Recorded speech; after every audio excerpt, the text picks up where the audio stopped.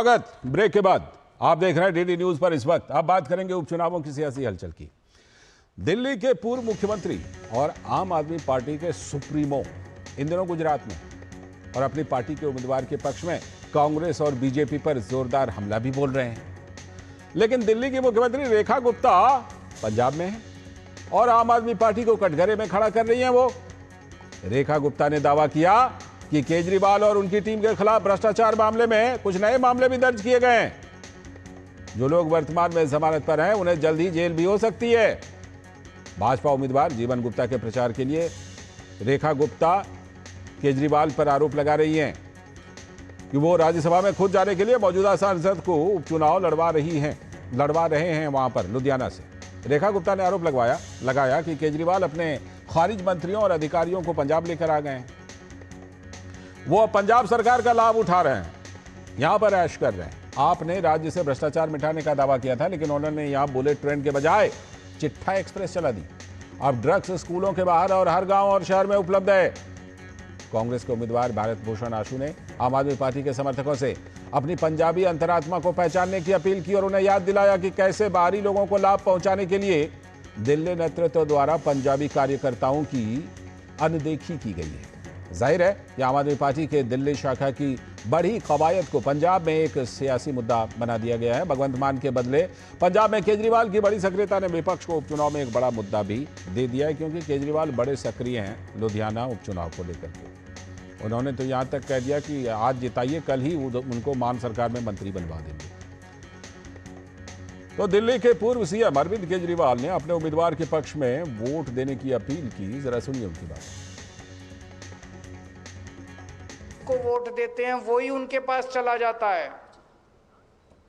तो हमने सबने मिलके बहुत सोचा और हमने अपने सबसे कट्टर हीरो को, गोपाल इटालिया को, फाइटर को आप लोगों को दिया है। दुनिया की कोई ताकत नहीं है, सूरज उत्तर की बजाय पश्चिम से उग सकता है। गोपाल इटालिया को कोई माई का लाल खरीदने वाला पैदा नहीं हुआ,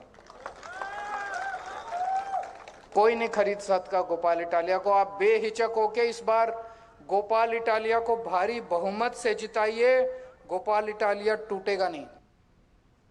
यह बात अरविंद केजरीवाल ने गुजरात के उपचुनाव में कही है, लेकिन उसके पहले धुआंधार प्रचार कर रहे थे। कहां पर? पंजाब के लुधियाना में। तो वहां दिल्ली के मुख्यमंत्री पहुंची हैं रेखा गुप्ता। उनका कहना है कि पंजाब में पूरा शासन दिल्ली के रिजेक्टेड मंत्रियों का है।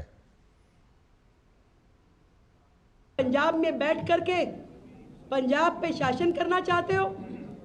सरकार को खोखला कर दिया आपने। वो मुख्यमंत्री जो एडवर्टीजमेंट में केवल दिखाई देते हैं मुख्यमंत्री जैसे, आपने कहां उनको मुख्यमंत्री जैसा छोड़ा है? यहां तो पूरा का पूरा शासन दिल्ली के रिजेक्टेड मंत्री आके करते हैं, चाहे वो सिसोदिया हो, सत्येंद्र जैन हो, विभव कुमार हो, राघव चड्ढा हो। ये लोग आकर के बैठ के, इनका क्या लेना देना पंजाब से? इनमें से कौन पंजाब मूल का है? कौन यहाँ की समस्याओं को जानता था?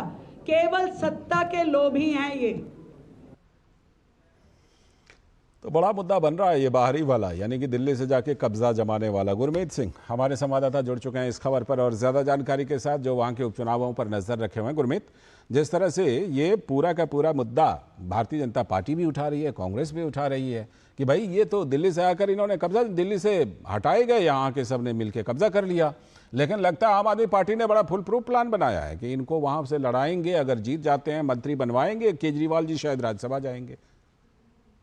देखिए लालचंद, बिल्कुल यही लगता है। जिस प्रकार से आपने कहा कि प्लान लगभग ऐसा ही है आम आदमी पार्टी का। और देखिए सबसे महत्वपूर्ण यह है कि पंजाब में 117 विधानसभा सीटें हैं, उसमें थंपिंग मेजॉरिटी की सरकार आम आदमी पार्टी इस समय चला रही है। और थंपिंग मेजॉरिटी के होते हुए भी आप देखिए सिर्फ एक विधानसभा सीट पर इलेक्शन है और उसमें इतने दिनों से खुद कभी मुख्यमंत्री पहुंच रहे हैं, अरविंद केजरीवाल साथ में पहुंच रहे हैं।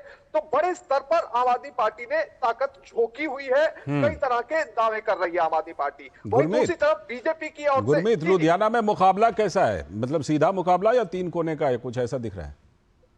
देखिए जो मुकाबला है उसकी बात करें तो उसके पास्ट रिकॉर्ड को समझना होगा। अभी जिस तरह से अभी थोड़ी देर पहले अरविंद केजरीवाल की आप वो स्पीच भी सुनवा रहे थे, और इससे पहले भी अरविंद केजरीवाल कह चुके हैं कि हम बाहरियों को नहीं, हम अपने पार्टी वर्करों पर यकीन रखते हैं। अब इसकी जो भूमिका है वो यहीं से शुरू होती है। तो लुधियाना वेस्ट सीट से आम आदमी पार्टी के जो विधायक रह चुके हैं गुरप्रीत सिंह गोगी, जिनका निधन जनवरी के महीने में हुआ था, वो इससे पहले दूसरी पार्टी के जो है वो विधायक रह चुके हैं, दूसरी पार्टी के नेता रह चुके हैं। तो उन्हें 2022 में आम आदमी पार्टी के अंदर लाया गया चुनाव लड़वाने के लिए। अब इस समय देखिए 2022 का जो चुनाव हुआ उसमें आम आदमी पार्टी ने जो कैंडिडेट जो जीता गुरप्रीत सिंह गोगी, उन्होंने 40,000 वोट हासिल किए। 2 साल गुजरे, तकरीबन 2024 का लोकसभा इलेक्शन आया, तो उसमें बीजेपी की तरफ से जब रवनीत सिंह बिट्टू लड़ रहे थे, वहीं कांग्रेस की तरफ से राजा वड़िंग जो है वो लड़ रहे थे। तो उस समय आम आदमी पार्टी का वोट लुधियाना वेस्ट सीट से, जो कि लुधियाना एक बड़ी कॉन्स्टिट्यूएंसी है, पार्लियामेंट्री कॉन्स्टिट्यूएंसी, मगर अगर वेस्ट को देखें तो वेस्ट ने 22,000 वोट किया था आम आदमी पार्टी के लिए, यानी कि 18,000 वोट आम आदमी पार्टी का कम हुआ था। वहीं बीजेपी का जो 2022 में वोट था 28,000, वो 2024 के लोकसभा इलेक्शन में लुधियाना वेस्ट कॉन्स्टिट्यूएंसी में बढ़कर हो गया 45,000। और इसके बहुत साथ कुछ ये डेटा कह रहे हैं, डेटा तो बहुत कुछ कह रहे हैं, हैं, लेकिन गुरमीत फिलहाल समय की कमी है। आपसे इस पर जानकारी लेता रहूंगा, और खास तौर पर जब रिजल्ट आएगा तो देखेंगे केजरीवाल जी का प्लान कामयाब होता है कि नहीं इसमें। शुक्रिया फिलहाल गुरमीत, समय की कमी है। बहुत बहुत